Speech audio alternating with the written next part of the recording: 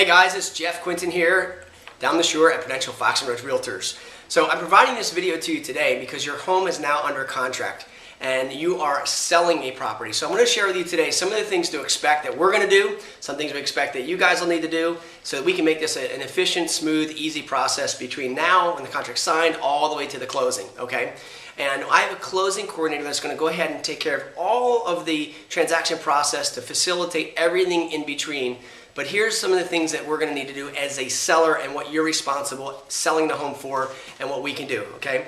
So just a couple of thoughts. I'm just going to go through this quickly, and then Ruth in my office is going to coordinate all this with you guys to make sure it goes smooth. But here's a couple of things you need to know, all right?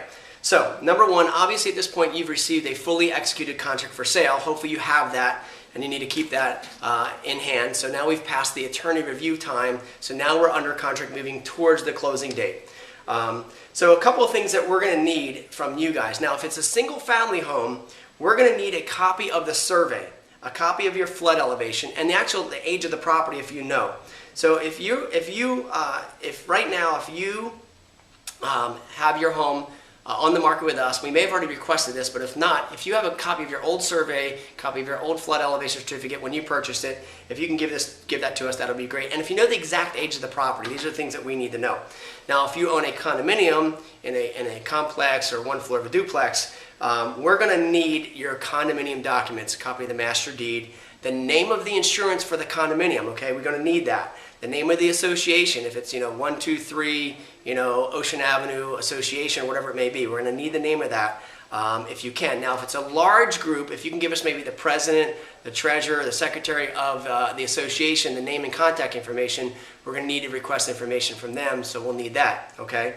So here's a couple other things that you're going to need to provide us. We're going to ask for an inventory list. If the property's being sold furnished, we need the inventory list from you, whether it be an exclusion list or the full inventory, depending on what your contract says. We need to know exactly what's staying or what's not staying, so everybody signs off on it and there's nothing, when closing comes, that nothing's left or taken that wasn't supposed to be there, all right? So we need an inventory list. There may be that the buyer may request a seller disclosure, so we might need that from you, okay? So just as if they ask for that, we're gonna need that. At some point during the transaction, the title company is going to request from you guys your mortgage information. If you have a mortgage, we're going to need to know that they're going to need to know the account number and the phone number for the lender to request the payoff, okay? So they're going to do all that for you, but they're going to need the information to get it.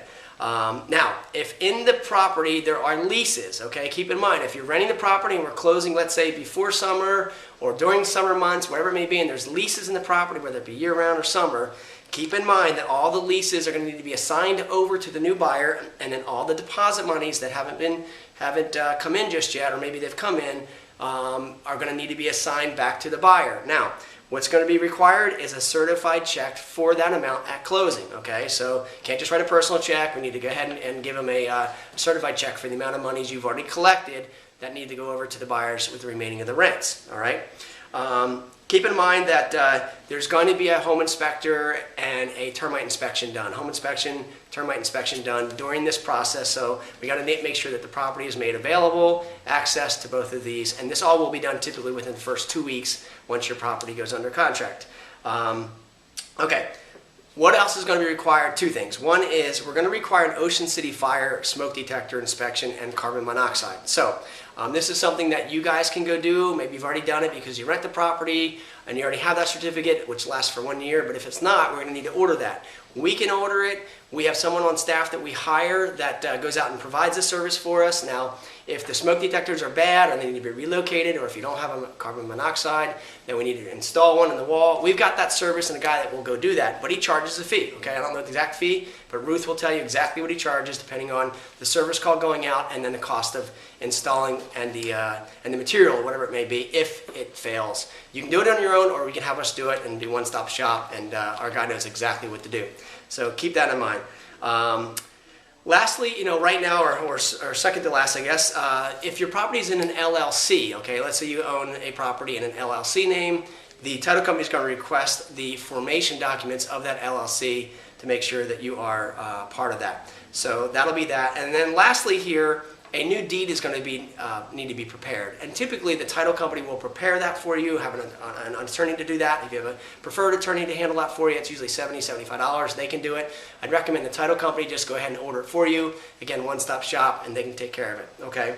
So as a seller, that's the basics through all this. There's not a lot of responsibilities that you have to really look at. We handle all of it for you, but just if you can provide us all these documents in a timely manner to make it smooth and efficient all the way through. Okay, so just be aware of all these. Any questions you have, give me a call, or Ruth in the office will be contacting you to process the deal as a closing manager. Okay, now as a seller, if you're not going to attend the closing, okay, if you're not going to attend the closing, keep in mind we're going to have a new deed prepared. So if for some reason you can't make the closing, we certainly, and it's not required that you need to be there, okay? But if there's tenants, or if there's tenants in the property, there's leases, you're going to need to send the check ahead of time, okay? But if there is no leases and you don't want to attend, we'll have everything ready to go, but there's a new deed prepared.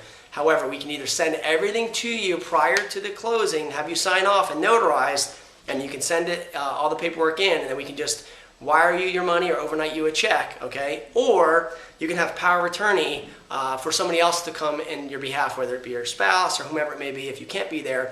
But keep in mind, if the power of attorney is going to be issued, we need to have that ahead of time. It needs to be approved by the title company, and all that needs to be done ahead of time so that it can be smooth if you're not going to be attending the closing, okay? So just keep that in mind.